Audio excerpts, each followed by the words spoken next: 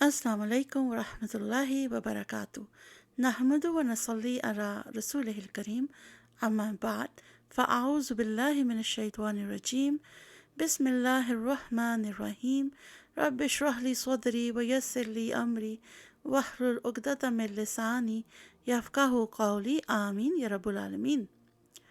امید ہے کہ آپ سب خیریت سے ہوں گے، اور جیسے کہ ہم نے ڈے 14 اور ڈے 15 میں ایک دعا جو ہمیں حدیث سے کنفرم ہے کہ اوتھینٹک دعا ہے، اس کے ہم نے دو پارٹ سمجھے ہیں، جہاں پر نبی صلی اللہ علیہ وسلم کچھ چیزیں ہیں ہماری لائف میں، ان سے وہ پروٹیکشن چاہ رہے ہیں اور اللہ سبحانہ تعالیٰ کی حفاظت میں جانا چاہ رہے ہیں۔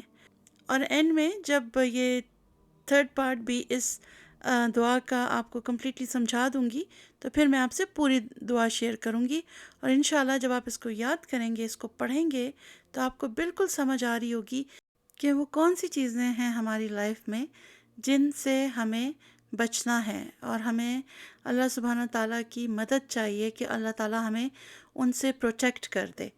چلیں، ہمیشہ کی طرح میں آپ کے ساتھ دعا کا پارٹ شیئر کرتی ہوں، اور پھر میں اس کو ایکسپلین کرتی ہوں، اور وہ ہے: اللہم انی اعوذ بک من علم لا ینفع ومن قلب لا یخشع ومن نفس لا تشبع ومن دعوت لا یستجاب لہا۔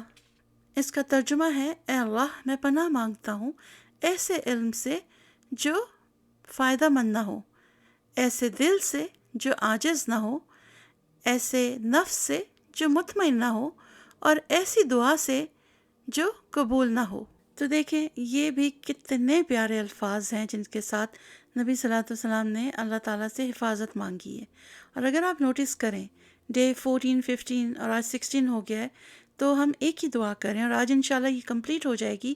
تو جب آپ کو اس کا پورا مطلب سمجھ میں آئے گا نا، تو آئی ایم شیور کہ آپ اس کو ضرور یاد کریں گے، اور صبح شام اللہ سبحانہ تعالیٰ سے آپ یہ مانگیں گے، کیونکہ اس میں جو ورڈز ہیں وہ بہت پروفاؤنڈ ہیں، بہت کلیئر ہیں، اور ہر وہ چیز اس میں موجود ہے جس کی ہمیں ضرورت ہے to be successful in this world and the world after.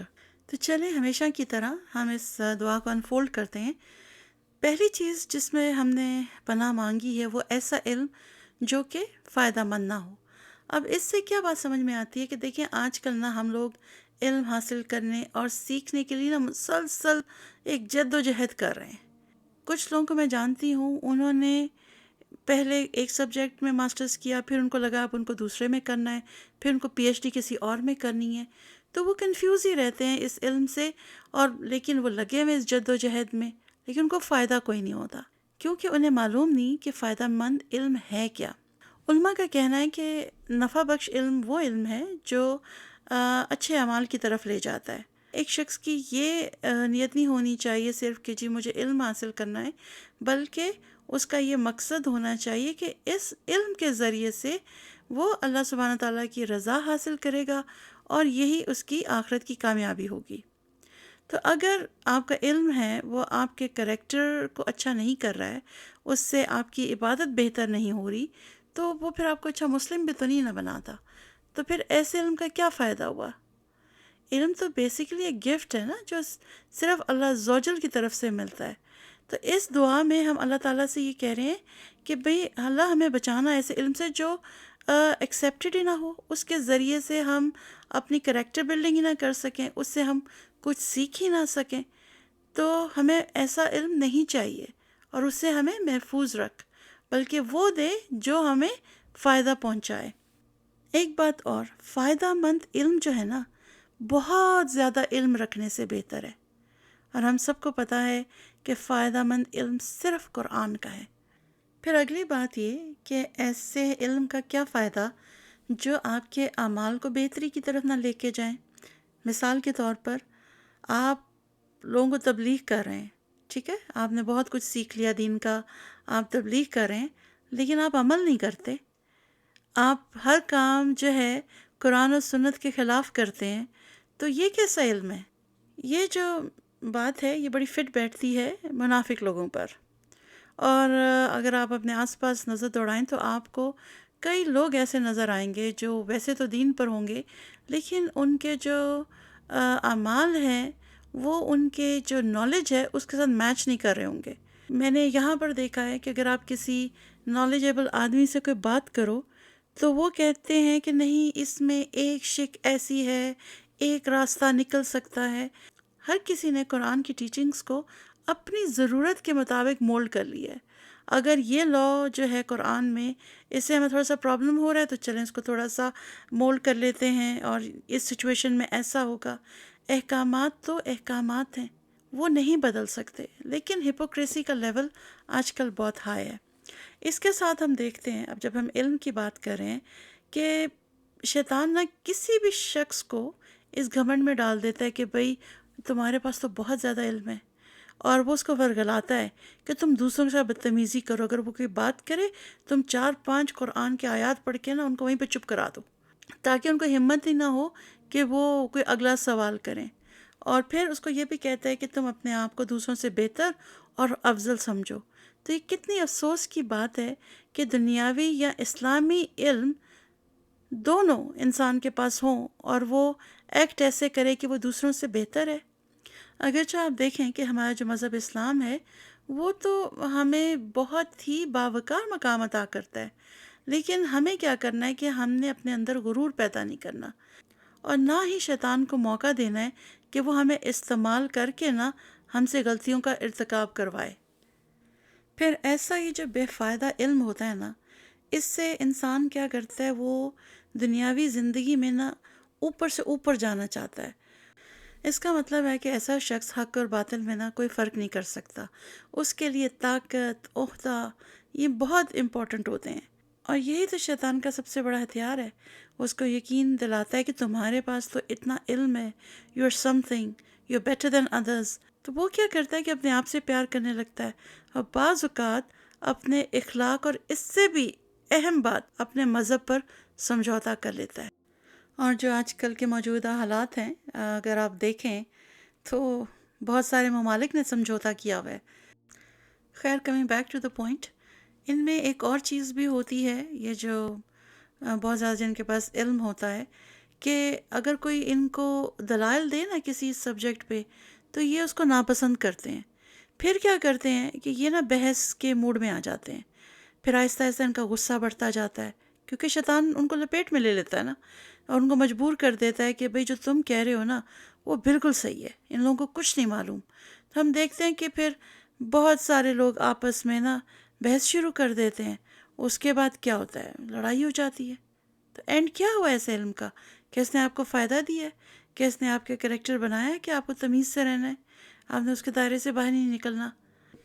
پھر ایک ایسی کیٹیگری بھی ہے جو کھلے عام اور بار بار نا اپنے متقی ہونے کا دعویٰ کرتے ہیں، اور عموماً یہ اپنے ذاتی فائدے کے لیے ہوتا ہے۔ اگر آج آپ دیکھیں، یوٹیوب پہ دیکھیں، آپ کو بہت سارے ایسے پیر فقیر مل جائیں گے جو لوگوں کا علاج کر رہے ہوں گے، ان کو کوئی علم نہیں ہے، بس ایک روپ انہوں نے وہ دھارا ہوا ہے۔ اور آج کل پاکستان کے تو کافی ایک مشہور ہیں، شف شف کر کے ہیں کچھ، لیکن فنی پارٹ از دس کہ وہ یو کے آئے، اور وہ لوگ جو اپنے آپ کو پڑھا لکھا کہتے ہیں وہ بھی ماتھے پہ ہاتھ رکھ کے کھڑے ان سے پھوکے مروا رہے تھے۔ استغفر اللہ، جہالت ہے کہ نہیں ہے؟ تو یہاں پر جو ہم پہلی بات کر رہے تھے نا، جو حفاظت میں جانا چاہ رہے تھے، وہ ایسے ہی علم سے بچنا چاہ رہے تھے کہ جو فائدہ مند نہ ہو، کہ آپ نے ڈگریز لے لی ہیں، آپ عالم بھی بن گئے ہیں، آپ مفتی بھی بن گئے ہیں، لیکن نہ تو وہ آپ کے کریکٹر میں چیزیں نظر آ رہی ہیں اور نہ ہی اس سے لوگوں کو کوئی فائدہ ہو رہا ہے۔ ایک بات میں اور کہوں گی، ٹھیک ہے، ابھی تک تو میں نے بات کی کہ جن کے پاس مذہبی علم ہے، لیکن اگر آپ دیکھیں ڈاکٹرز ہیں، اتنی ڈگریز لی ہیں، لیکن ان کی نیت سے پیسہ بنانا ہے، کسی کو دیکھنے کی اتنی فیس لیتے ہیں، غربا جا کے اپنا علاج نہیں کروا سکتے، کوئی آپریشنز نہیں کروا سکتے، تو کیا ان کے پاس جو علم ہے وہ فائدہ مند ہے؟ وہ سمجھ رہے ہیں کہ فائدہ مند ہے، لیکن وہ فائدہ مند نہیں ہے، جس سے انسانیت کی تذلیل ہو رہی ہے، انسان تکلیف میں ہے۔ کیا فائدہ ایسے علم کا؟ تو آپ نے ہمیشہ یہ دعا مانگنی ہے کہ یا اللہ ہمیں ایسا علم نہ دینا کہ جس کا ہمیں کوئی فائدہ ہی نہ ہو، اور نہ ہی ایسے علم سے ہم کسی اور کا فائدہ کر سکیں۔ تو چلیں، ایک بات کلیئر ہوگی، اب ہم اگلی چیز کی طرف چلتے ہیں۔ وہ کیا ہے؟ ایسا دل جس میں خوف نہ ہو۔ تو چلیں اس کو تھوڑا سا سمجھتے ہیں کہ دیکھیں اسلامک فلسفی میں جو دل ہے نا، قلب، اس کی نا ایک بہت اہمیت ہے۔ قرآن میں 132 مرتبہ جو ہے نا قلب کا ذکر ہے، اور اس کے جو ایکچوئل میننگ ہے وہ یہ بتاتے ہیں کہ دل جو ہے نا ہمیشہ اس میں نا تبدیلی آتی رہتی ہے، یہ کانسٹنٹ ایک جیسا نہیں رہتا، کبھی اس میں ایک جیسی فیلنگز نہیں رہتی۔ اور جو دل ہے نا وہ انسانی وجود میں مرکزی کردار ادا کرتا ہے۔ وہ کیسے کہ یہ ڈفرینشیٹ کر کے بتاتا ہے بٹوین اچھائی اور برائی، صحیح اور غلط۔ آپ کو پتہ ہی ہے کہ یہ جو دل کی ٹرو انٹینشنز ہیں وہ کتنی ضروری ہوتی ہیں کوئی بھی کام کرنے کے لیے۔ دیکھیں انسان جتنا اللہ سبحانہ تعالیٰ کو جانتا ہے نا اتنا ہی اس سے ڈرتا رہے گا۔ ابن مسعود رضی اللہ عنہ نے کہا کہ اللہ کا خوف نا علم کے لیے کافی ہے۔ اللہ سے ڈرنے کی کمی انسان کی اس کو معرفت کی کمی ہے۔ لوگوں میں سب سے زیادہ علم والے وہ ہیں جو سب سے زیادہ اللہ سے ڈرتے ہیں۔ اگر انسان اللہ کو جانتا ہے تو وہ اس کے سامنے زیادہ شرمندہ ہوگا، اس سے زیادہ ڈرے گا اور اس سے زیادہ محبت کرے گا۔ جتنا اس کے علم میں اضافہ ہوتا ہے اتنا ہی اس کی شرم، خوف اور اس کی محبت میں اضافہ ہوتا ہے۔ اس کا کیا مطلب ہے کہ دیکھیں بات تو یہاں پہ دل کی ہو رہی ہے، لیکن اگر انسان کے دل میں اپنے رب کی محبت ہی نہیں ہے، اس کو کوئی شعور ہی نہیں ہے، اس کو کوئی خوف ہی نہیں ہے، تو وہ دل کیسا ہوگا؟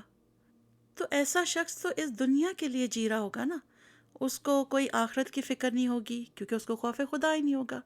وہ لوگوں کے حقوق سلب کر لے گا، لوگوں کو حقیر سمجھے گا، اس میں ایروگنس ہوگی، اس میں ساری قلبی بیماریاں ہوگی، اور وہ اپنے آپ کو پرفیکٹ سمجھے گا۔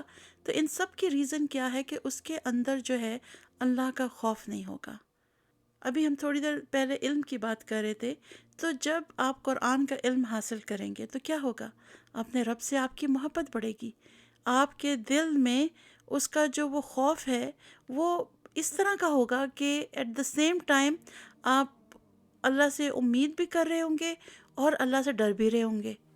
سورہ انفال کی آیت نمبر 2 میں آتا ہے کہ مومن تو وہ ہیں کہ جب خدا کا ذکر کیا جاتا ہے کہ ان کے دل ڈر جاتے ہیں، اور جب انہیں اس کی آیتیں پڑھ کر سنائی جاتی ہیں تو ان کا ایمان اور بڑھ جاتا ہے اور وہ اپنے پروردگار پر بھروسہ رکھتے ہیں۔ تو اس آیت سے ہمیں پتہ کیا چلا کہ مومن کون ہے کہ جب اس کے سامنے اللہ کا ذکر ہو تو وہ ڈر جائے۔ تو بیسیکلی ہمیں تو معلوم نہیں کہ صبح سے لے کے رات تک ہم کتنے گناہ کرتے ہیں، ہم اپنے رب کو راضی بھی کر پا رہے ہیں کہ نہیں۔ تو ہمیں یہ دعا مانگنی ہے کہ اللہ ہمیں ایسا دل نہ دینا کہ جس میں تیرا ڈر ہی نہ ہو۔ جب اللہ کا ڈر ہی نہیں ہوگا تو سوچیں کہ ہماری زندگی کا لائف سٹائل کیا ہوگا؟ بالکل کیئر فری، جو مرضی کھاؤ، جو مرضی پیو، جو مرضی پہنو، جو مرضی ریلیشن شپ رکھو، کیونکہ خوف ہی نہیں ہوگا۔ تو اس لیے آپ نے ہمیشہ یہ دعا مانگنی ہے کہ آپ کو اللہ تعالیٰ ایسا دل دے جس میں اللہ کی محبت اور اللہ کا ڈر دونوں ہوں۔ ٹھیک ہے، یہ بھی ہم نے اس کا جو پوائنٹ تھا سمجھ لیا۔ اب ہم چلتے ہیں اگلی چیز کی طرف، اور وہ یہ کہ ایسا نفس جو مطمئن نہ ہو، تو وہ کون سا نفس ہے اس پہ بات کرتے ہیں۔ دیکھیں مومن وہ لوگ ہیں جنہیں قرآن کے ذریعے دنیا کی لذتوں میں نا مشغول ہونے سے روکا گیا ہے۔ یہ ایکچولی ان کے جو ہے نا جو دنیاوی ان کی لذتیں ہیں ان کے درمیان میں آتا ہے، کیونکہ وہ چیزیں اس کو تباہ کر سکتی ہیں۔ قرآن میں بار بار احکامات ہیں کہ یہ چیزیں تمہارے لیے منع ہیں، ان سے بچو۔ مومن اس دنیا میں نا ایک قیدی کی طرح ہے، جو وہ کوشش کرتا ہے کہ جو بھی اس دنیا کے معاملات ہیں ان سے بچ بچا کے چلے، اور پھر وہ کہ جب اپنے خالق سے ملاقات کرے تو اس کا رب اس سے راضی ہو، کیونکہ ایسے شخص کو نا اچھی طرح پتہ ہوتا ہے کہ وہ ہر چیز کا جواب دے، جو وہ سنتا ہے، دیکھتا ہے، کہتا ہے، جو کچھ وہ کرتا ہے، اس کا جسم، اس کے خیالات، اس کی لوگوں سے ڈیلنگز، ہر چیز کا وہ جواب دہ ہوتا ہے۔ میں آپ کو سمجھاتی ہوں کہ 2 قسم ہیں لوگوں کی۔ ایک وہ کہ جنہوں نے اپنے نفس پر قابو پا لیا اور اس کو اپنے تابع کر کے اللہ سبحانہ تعالیٰ کے احکامات کی پابندی کی، یہ تو ہو گیا پازیٹیو ٹائپ، ایک ہو گیا۔ دوسری قسم کے لوگ وہ ہیں جن کے نفس نے ان پہ غلبہ حاصل کیا اور انہیں بربادی کی طرف لے گیا، کیونکہ وہ اس کے آگے جھک گئے، اس کی باتوں کی اس نے اطاعت کی۔ وہ کیسے؟ میں مثال دیتی ہوں۔ ایک عورت ہے، وہ حجاب نہیں کرتی، سلیو لیس کپڑے پہنتی ہے، tight fitted clothes, see through make up کر کے پارٹیز میں بیٹھی ہے، اور وہاں پر مکس گیدرنگ ہے، نہ محرم لوگ اس کی تعریف کر رہے ہیں تو وہ اس کو انجوائے کر رہی ہے، خوش ہو رہی ہے. تو اس سے کیا ہو رہا ہے کہ اس کے نفس کی یہ ریکوائرمنٹ ہے کہ لوگ اس کی تعریف کریں، اس کو یہ سب اچھا لگتا ہے. پردہ کرنا تو اس کے نفس کے اگینسٹ ہے، اس لیے وہ ایسی گیدرنگز میں نا محرم لوگوں کے ساتھ بیٹھی انجوائے کر رہی ہے، بیکاز اس کا نفس اس سے خوش ہو رہا ہے، وہ اس کو مطمئن کر رہی ہے. تو یہ جو ہم دعا مانگ رہے ہیں نا، یہ میں نے آپ کو مثال دی ہے کہ ہمیں ایسا نفس نہیں چاہیے جو گناہ کر کے مطمئن ہو جائے. کیا ہو گیا اگر میں نے کوئی غلط کام کر لیا، سب لوگ بھی تو کرتے ہیں نا، اللہ ہے غفور رحیم معاف کر دے گا، سلیو لیس کپڑے ہی تو پہنے ہیں، میں کسی غیر مرد کے ساتھ اکیلے تو نہیں بیٹھی ہوئی، پارٹی میں اتنے سارے لوگ موجود ہیں. وہ خود ہی سوال کر کے نا خود ہی اپنے آپ کو جواب دیتی رہے گی. تو بیسیکلی وہ اپنے نفس کو مطمئن کر رہی ہوتی ہے کہ نہیں نہیں اٹس اوکے، کوئی پریشانی کی بات نہیں ہے. اور پھر ایسے لوگ جب دیکھتے ہیں نا کوئی ایک با پردہ عورت آ جائے تو ان لوگوں کو نا ایسے لوگوں سے گھبراہٹ ہونے لگتی ہے. وہ اس وجہ سے نہیں کہ پردہ دار عورت قابل نفرت ہے، وہ اس لیے کہ اس کا حال حلیہ دیکھ کے نا ان کو اپنی آخرت یاد آ جاتی ہے جو وہ یاد کرنا نہیں چاہتے. تو وہ فوراً پھر وہ نا ایوائڈ کرتے ہیں ایسے لوگوں کو. تو وہ سسٹرز جو حجاب کرتی ہیں، پردہ کرتی ہیں، اپنے آپ کو مبارک دیں کہ آپ کو اللہ سبحانہ تعالیٰ نے اس بات کی توفیق دی ہے. کتنی بہنیں ہیں اس دنیا میں جن کو پتہ ہی نہیں کہ وہ کتنے بڑے خسارے میں ہیں. اور ہماری دعا ہے کہ اے رب ہمیں اپنی حفاظت میں رکھنا، ہمیں ایسا نفس دینا کہ جو تیرے احکامات پہ مطمئن ہو، ان کے خلاف نہ ہو، ہر کام تیری رضا کے لیے کیا جائے، اور ہم اپنے نفس کو قابو میں رکھیں، ہم اچھے اور برے کی تمیز کر سکیں. تو آئی ہوپ آپ کو یہ بات بھی سمجھ آ گئی ہوگی کہ ہمیں ایسا نفس نہیں چاہیے کہ جو مطمئن نہ ہو. ٹھیک ہے، ہمیں وہ نفس چاہیے جو مطمئن ہے، بالکل پرسکون ہے. کیونکہ وہ شخص جو اپنے اللہ سے جڑا ہوگا تھرو قرآن، تو اس کو معلوم ہوگا کہ یہ جو نفس ہے نا یہ عذاب لے کر آتا ہے. تو یہ ایک انسان کی فطرت ہوتی ہے نا، تو یہ کیا کرتا ہے کہ اس انسان کو نا اللہ کے اگینسٹ اکساتا ہے. اللہ نے جس جس کام سے منع کیا نا اس پر اکساتا ہے. اور آپ کو پتہ ہے ایسے نفس سے چھٹکارا پانا صرف اللہ کی مدد سے پاسبل ہوگا، ورنہ نہیں. اب آگے چلتے ہیں. تو چوتھی چیز کیا ہے جو اس دعا میں آئی ہے، وہ یہ کہ ایسی دعا جو قبول نہ ہو. اس سلسلے میں ابن القیم رحمۃ اللہ کہتے ہیں دعا جو ہے نا یہ ایک ہتھیار ہے. وہ کہتے ہیں کہ دعا جو ہے نا ایک ہتھیار کی مانند ہے، اور ایک ہتھیار اتنا ہی اچھا ہے جتنا کہ اسے استعمال کرنے والا.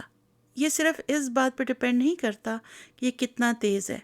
اگر ہتھیار سٹرونگ ہے، کسی عیب سے پاک ہے، اور اس کے استعمال کرنے والا کے بازو مضبوط ہیں، تو کوئی چیز اسے روکنے والی نہیں ہوگی، اور وہ آسانی سے دشمن کو برباد کر سکتا ہے. لیکن اگر ان تینوں خصوصیات میں سے کسی ایک کی بھی کمی ہے تو ہتھیار کا اثر دوسرے پر اس کے مطابق نہیں ہوگا. پہلے تو ہم نے یہ سمجھنا ہے کہ دعا ہے کیا.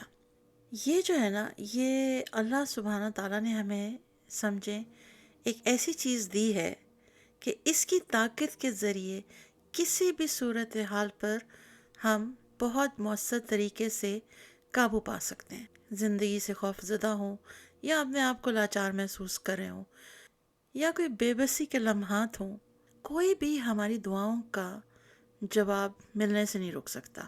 ہمارا رب ہمیشہ ہماری التجا سنتا ہے. ہمیں کرنا کیا ہے کہ صرف اس پر بھروسہ، مکمل بھروسہ. تو جب تک ہمارے حالات نہیں ٹھیک ہو جاتے ہم دعا کرتے رہیں گے، اور اگر اس وقت وہ دعا نہیں بھی پوری ہو رہی تو ہمیں ڈسہارٹ نہیں ہونا، کیونکہ اللہ سبحانہ تعالیٰ بہت حکمت والا ہے. اس کو معلوم ہے کہ دعا کے لیے کون سا ٹائم رائٹ ہے. بعض دفعہ آپ نے دیکھا ہوگا کہ سپوز ینگ لڑکے لڑکیاں ہوتے ہیں، they start liking each other university میں یا کہیں آفیسز میں یا جہاں پہ بھی ان کی ملاقات ہو، تو وہ شادی کرنا چاہتے ہیں، پھر ان کی شادی نہیں ہوتی، پھر دونوں بہت دکھی ہو جاتے ہیں. لیکن اس کے پیچھے کیا وجہ ہے کہ ان کی شادی نہیں ہوتی؟ وہ دعائیں بھی مانگ رہے ہیں دن رات، اور تہجد بھی پڑھ رہے ہیں بس کہ ہمیں ہماری محبت مل جائے، ان کو نہیں ملتی. اس لیے کہ اللہ کو معلوم ہوتا ہے کہ یہ جو ان کی ریلیشن شپ ہے نا وہ نہیں صحیح. آپ زیادہ دور کیوں جاتے ہیں؟ حضرت موسیٰ علیہ السلام کا ہی واقعہ لے لیں.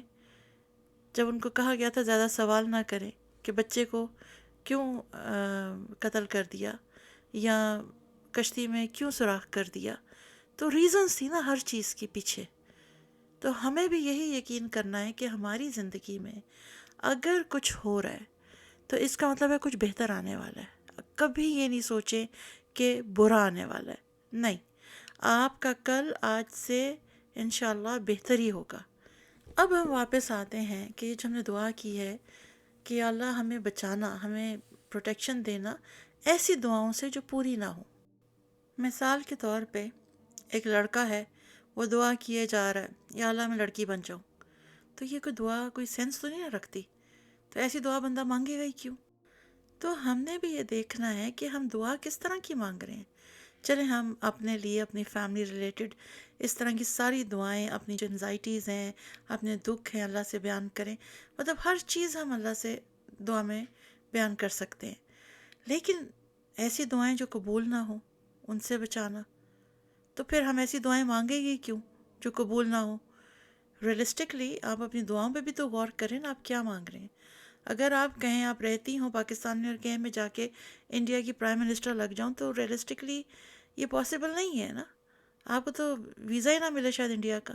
پھر بہت سے لوگ یہ سمجھتے ہیں کہ انہیں صرف اپنے رب کے حضور توبہ کا اعلان کرنا ہے تو ان کے لیے فوری طور پر آسانی ہوگی اور پریشانیوں سے نجات مل جائے گی اور دولت پاس آئے گی اور وہ عیش و عشرت کی زندگی گزاریں گے. بلکہ توبہ تو اس شخص کی آزمائش ہے، بھئی یہ مخلص ہے کہ نہیں، یہ اللہ کے لیے رضا کے لیے توبہ کر رہا ہے کہ اپنی کوئی انر سیٹسفیکشن کے لیے. ان سب کا مطلب ہے کہ اسے ایک نئے امتحان کا سامنا کرنا پڑے گا. در حقیقت اس زندگی کے پیچھے جو اصل مقصد ہے نا اور جو حکمت ہے وہ آزمائش ہی ہے. اچھا، پھر ایک اور چیز بڑی ضروری ہے، وہ یہ کہ یہ جو ہے نا کہ ایسی دعائیں جو قبول نہ ہوں، تو وہ ایسا ہم کیا کریں گے کہ وہ دعائیں قبول نہیں ہوں گی؟ ابو ہریرہ رضی اللہ عنہ سے روایت ہے کہ نبی صلی اللہ علیہ وسلم نے فرمایا، آدمی کی دعا اس وقت تک قبول کی جائے گی جب تک اس کی دعا میں کوئی گناہ یا رشتہ داری توڑنے کا عمل شامل نہ ہو، جب تک وہ بے صبرا نہ ہو جائے. تو عرض کیا، یا رسول اللہ صلی اللہ علیہ وسلم، بے صبری کا کیا مطلب ہے؟ تو آپ نے فرمایا، یہ کہہ کر میں نے دعا کی اور میں نے دعا کی اور مجھے کوئی جواب نہ ملا تو وہ مایوس ہو جاتا ہے اور دعا کرنا چھوڑ دیتا ہے. مطلب اس کا یہ ہے کہ اگر آپ نے دعا کی ہے تو انسٹنٹ رزلٹ تو آنے والا نہیں، پھر آپ مایوس ہو جاتے ہیں. چلیں میں دعا کو سم اپ کرتی ہوں. آج ہم نے 4 چیزوں سے جو ہے اللہ سبحانہ تعالیٰ کی پروٹیکشن مانگی ہے. ایک ہے بے فائدہ علم، ایک ہے نہ ڈرنے والا دل، ایک ہے کہ ایسا نفس نہ ملے جو مطمئن نہ ہوتا ہو، اور آخری ہے کہ ایسی دعائیں جو قبول ہی نہ ہوتی ہوں. تو ان سب کو میں اب آپ کے ساتھ اسکرین پہ شیئر کر رہی ہوں. پوری دعا پڑھتے ہیں اور پھر آپ سوچئے گا کہ یہ ہم نے کیا پڑھا ہے اور کیا سیکھا ہے. پوری دعا پڑھ دیتی ہوں جو ہم نے 2 دن پہلے شروع کی تھی. اللہم انی اعوذ بک من العجز والکسل والجبن والبخل والحرم والعذاب القبر. اللہم آتی نفسی تقواها وزکیها انت خیر من زکاها انت ولیها ومولاها. اللہم انی اعوذ بک من علم لا ينفع ومن قلب لا يخشع ومن نفس لا تشبع ومن دعوت لا يستجاب لها. الحمدللہ آج ہماری دعا کمپلیٹ ہو گئی ہے. تو دیکھیں ہے کتنی خوبصورت. آپ نے آلموسٹ ہر چیز ہی مانگ لی ہے، بے بسی سے لے کے بزدلی، کنجوسی، بڑھاپے کا عذاب، قبر کا عذاب، بے فائدہ علم اور دعاؤں کا رد ہونا، ہر چیز سے ہی آپ نے بچاؤ مانگ لی ہے. تو میں اجازت چاہوں گی، انشاءاللہ ملتے ہیں کل ایک نئی دعا کے ساتھ، بہت ساری محبت اور دعاؤں کے ساتھ. وآخر دعوانا ان الحمد للہ رب العالمین. السلام علیکم ورحمۃ اللہ وبرکاتہ.